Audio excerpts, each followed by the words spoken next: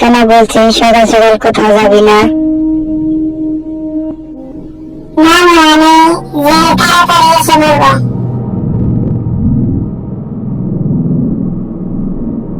আচ্ছা ঠিক আছে, যা তাহলে চালু করে বাড়ি ফিরবি।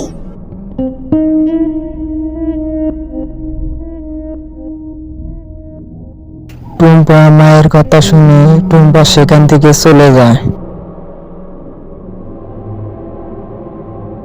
টুম্পা পুকুর পাড়ে এসে দেখে পুকুর পাড়ে কেউ নাই। তার বান্ধবীদের সাথে খেলা করতে এসেছে, কিন্তু কেউ নাই। তখন সে দাঁড়িয়ে এদিক ওদিক খেয়াল করে দেখলেন কেউ নাই, কিন্তু হঠাৎ করে দেখলো একটি বাঘ এসে বসে তার বগলে।